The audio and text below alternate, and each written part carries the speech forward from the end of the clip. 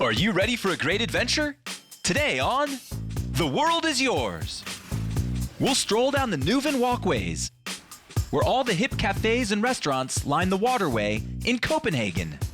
From the quaint and rustic port to an avenue of great cultural significance, we'll walk down Paulista Avenue in Sao Paulo, where there's always something happening.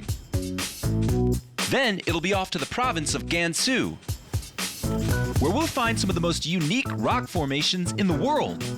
These red cliffs, known as Danxia, can only be found here in the Republic of China. Get ready for some serious hiking.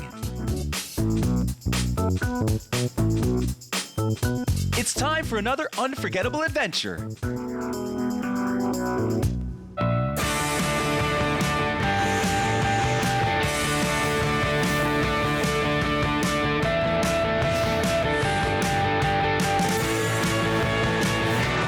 Waiting, and the world is yours.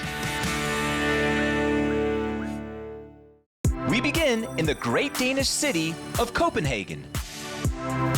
Both the capital and the highest populated city in Denmark, with more than 750,000 residents in the city and over 2 million in the metropolitan area. The city is on an island in Denmark called Zealand and is split from the country of Sweden by the Øresund Strait. This historic city dates all the way back to the 10th century, when it was just a Viking village, situated around enough water to make it a hub for fishing. In the 15th century, Copenhagen was made the capital, and it has grown in importance as a port city. The name Copenhagen, in its original Danish, means merchant's harbor. By the 17th century, the city had gained power and influence, with cultural institutions like the Royal Theatre, the Copenhagen Opera House, and the Black Diamond Library. It's no wonder Copenhagen is a major cultural center as well. But one of its biggest tourist attractions has to be this royal complex. Known as the Amalienborg, this home to the royal family is situated right on the port of Copenhagen. The complex consists of 4 separate palaces with identical facades, each surrounding a courtyard, featuring a statue of the founder, King Frederik V, on horseback.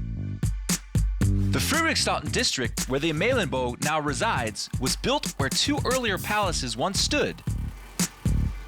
The Sofie Amalienborg, the first palace, constructed in the 17th century, was built by Queen Sophie Amalia. This palace also had a garden known as the Queen's Garden. Not long after the Queen's death, the palace burned down, and her son, King Christian V, tore down the remaining buildings. A new Amalienborg was resurrected by the next king in line, Frederik IV. The new palace, even more lavish than the former, had grand pavilions, gardens, even military training grounds. When his son King Frederik V came to power, the Amalienborg became the focal point of the Frederiksstaden, an entire district he planned to commemorate his family's rise in Denmark.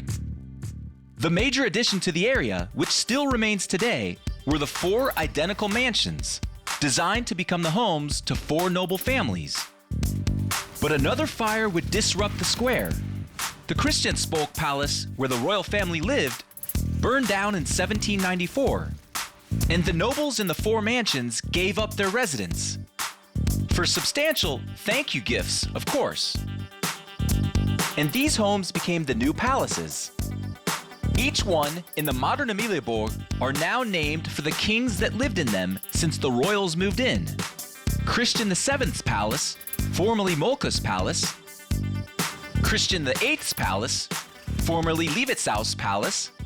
Frederick VIII's palace, formerly Brockdorf's palace. And Christian IX's palace, originally known as Sheikh's Palace. 2 of the 4 are now open to the public. The Amalienborg is protected by the Royal Life Guards. Much like the guards of Buckingham Palace in England, in a similar uniform to that of the British Army, the Royal Guard marches every day from Rosenborg Castle through the streets in Copenhagen and performs a changing of the guard ceremony at Amalienborg. Like the Royal Life Guards, we'll march our way down to the colorful buildings along the harbor.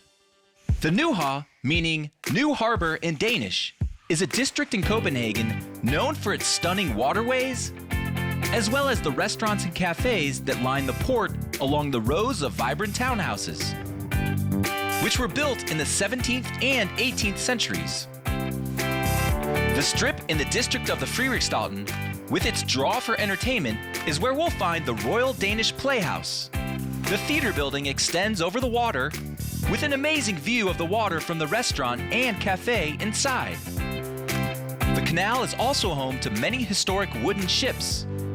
The Nyhavn Veteran Ship and Museum Harbor are lined with them. Since its creation in 1977, the harbor has been home to historic ships from the Danish National Museum, as well as privately owned wooden ships that can still be sailed. Another impressive landmark at the Nyhavn that we just can't miss is the Great Memorial Anchor. It stands in honor to those Danish sailors who gave their lives during World War II. The Nyhavn is known for its many footbridges. The first footbridge over Nyhavn was built in 1875. Since then, other bridges have been constructed. Even this drawbridge for pedestrians and bicyclists. The Inner Harbor Bridge, or Inderhavsbron, nicknamed the Kissing Bridge for its unusual shape. From the Nyhavn, we'll head next to the Langenline Promenade. It's here just off the coast. A statue known as the Little Mermaid sits. The bronze statue perched atop a rock in the water was sculpted by Edvard Eriksson. Based on the story by the Danish author Hans Christian Andersen, published in 1837. But you may be more familiar with the animated film. The statue is a major tourist attraction, as well as the inspiration for a number of copies. But there's no mistaking the original. Next, we fly to the largest country in South America. But first, let's test your world knowledge. With a population of nearly 12 million people, which of these cities is the largest in all the Americas? A. New York City. B. Mexico City. C. Rio de Janeiro. D. Sao Paulo. The answer coming up when we return to The World is Yours.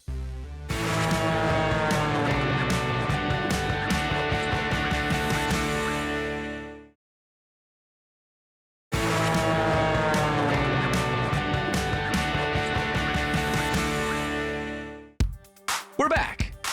Let's find out the answer to our question. With a population of nearly 12 million people, which of these cities is the largest in all the Americas? A. New York City. B. Mexico City. C. Rio de Janeiro. D. Sao Paulo. If you said D, Sao Paulo, you're right. While Rio de Janeiro is a very large Brazilian city in its own right, it does not come close to the population count of Sao Paulo. The city of Sao Paulo is not only the largest in the Americas by a whopping 3 million, and the 13th largest city in the entire world. This massive city is a cultural, economic, and political center, not only in Brazil, but throughout the world. It's home to some of the tallest skyscrapers in the country, like the Mirante do Vale, the Edifício Italia, and Banespa, to name a few. The city's Latin motto, Non ducor duco, translates to, I am not led, I lead. A fitting statement for an urban metropolis that does just that, globally. Drawing inhabitants from all over. The city is a bustling economic alpha city, but Sao Paulo has a nickname that is a bit on the lighter side, Terra da Garoa, land of drizzle. Despite weather that can sometimes be hard to predict, Sao Paulo's economic growth is steadily on the rise, making it an ideal base for some of Brazil's largest companies, many of which are situated right here, on Paulista Avenue. This 1.7-mile street in Sao Paulo is an iconic one for the many major corporations with it as their address. Not just a strip for the biggest commercial enterprises, Paulista Street is a symbol of Brazilian culture and politics. Many political protests made Paulista Avenue the focus. Some of the best shopping can be found on this very street. And because Paulista Avenue is located at one of the highest points in the city, many of the TV and radio towers in the city were built here. The avenue is also home to one of the best art museums in South America, the Sao Paulo Museum of Art, also known as the MASP. The museum is known for having works from some of the greatest artists in history, including Renoir, Picasso, as well as native Brazilian masters of their craft. The building is also incredibly unique, as the architectural style is unlike anything else. The building itself is one rectangular block of windows. Paulista Avenue is the center of it all. But there's more to Sao Paulo than just its urban city center. We have to check out its major green space, too. Ibirapuera Park is not only one of the largest parks in South America, third only to Chapultepec Park in Mexico City and Simón Bolívar Park in Bogotá, Colombia, it also carries with it huge cultural significance, with museums, statues, and a music hall. Ibirapuera Park is often compared to other urban oases like that of Central Park in New York City, or Ueno Park in Tokyo, Japan. The park's name has a strange origin. Ibirapuera, meaning rotted tree, was the name given to the park after the early indigenous village. Because the land was primarily swamp, trees were planted here to solidify the ground. And the buildings in it were designed by the renowned architect Oscar Niemeyer.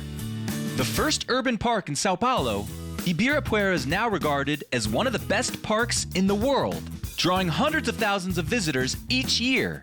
Ibirapuera Park has a number of unique sculptures, including the monument of Pedro Alvarez Cabral, the Ibirapuera Obelisk, the Sao Paulo Museum of Modern Art, as well as the Museum of Contemporary Art are also found here. Just two of the many cultural and educational organizations represented in Ibirapuera. It would take us a very long time to see everything that Ibirapuera Park has to offer. We'll get as much in as we can before grabbing our tickets for a local football match. The Arena Corinthians, with its seating capacity of nearly 50,000, is one of the largest stadiums in Brazil.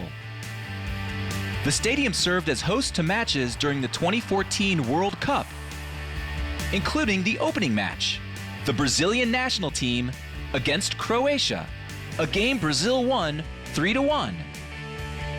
Arena Corinthians was also a venue in the 2016 Summer Olympics, including the women's bronze medal match featuring Brazil and Canada. The stadium, owned by the sport club Corinthians Paulista, is an organization that runs clubs for many different sports. But it is most known for its professional football club. Winner of the first FIFA Club World Cup in 2000, the SC Corinthians Paulista, a member of the Premier Brazilian League, Campeonato Brasileiro Série A1, is one of the most successful Brazilian clubs. With 7 national titles and 3 Copa do Brasil wins, it is the second most popular football club in all of Brazil and the most valuable in the Americas. And penalty time expires. It'll be time to head to our final location. But first, let's test your world knowledge. Built during the Ming Dynasty, the largest entrance to this national monument can be found in Gansu, China. A. The Great Temple. B. The Great Wall. C. The Great Palace. D. The Great Escape. The answer coming up when we return to The World is Yours.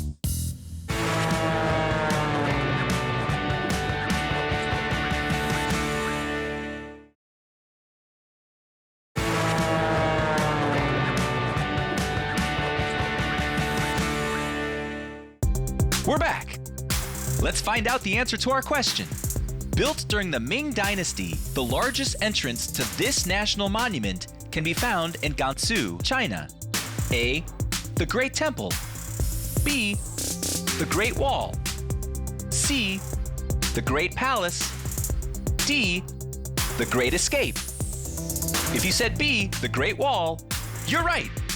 The Shiquan Pass, found in Shiquan City in the province of Gansu, is the largest and best preserved entrance through the Great Wall. Built near an oasis on the westernmost edge, it was the first pass constructed on the west end and was given the name the first and greatest pass under heaven.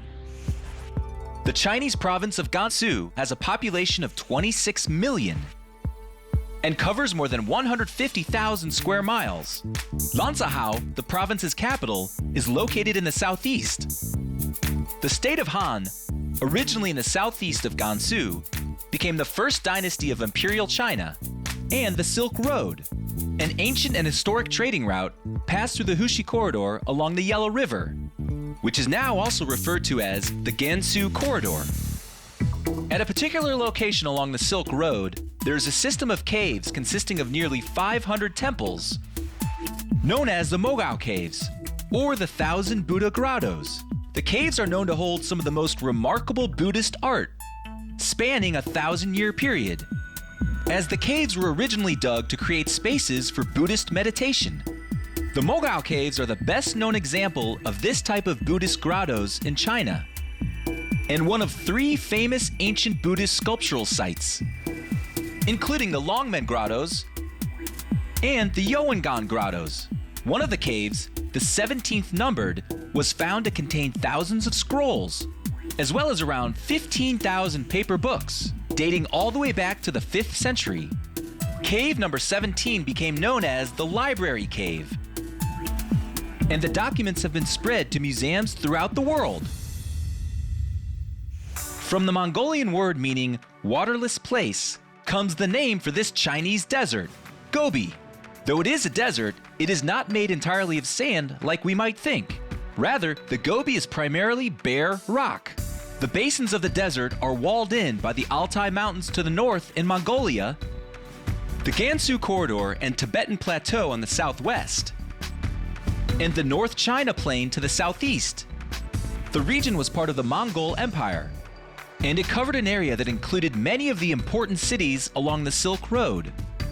The Gobi was formed by the Tibetan Plateau blocking precipitation from reaching it, and is expanding at an increasingly rapid rate as the Gobi continues to lose sources of water and moisture. The desert spans 1,000 miles in length, 500 miles in width, which equates to an area approximately 500,000 square miles, making it the 2nd largest desert in Asia and the 5th largest in the world. Some of the greatest archaeological finds have been discovered in the Gobi Desert, including early mammal fossils, prehistoric stone relics, and even dinosaur eggs. Some of these finds date back 100,000 years. We have one final geological phenomena to check out here in China. But first, let's test your world knowledge. The Danxia landform, cliffs, and formations found in the Nyhavn National Geopark is characterized by rock beds of what color? A, brown, B, yellow, C, red, D, purple. The answer coming up when we return to The World is Yours.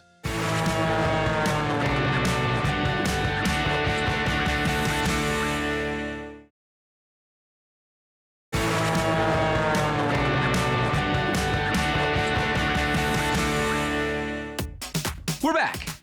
Let's find out the answer to our question. The Danxia landform, cliffs, and formations found in the Nyhavn National Geopark is characterized by rock beds of what color? A, brown, B, yellow, C, red, D, purple. If you said C, red, you're right. The rock formations, known as Danxia, are notable for the red-colored sandstone that lines the beds of these cliffs, found only in China. The Hangyi National Geopark is known to have a breathtaking amount of these Danxia formations.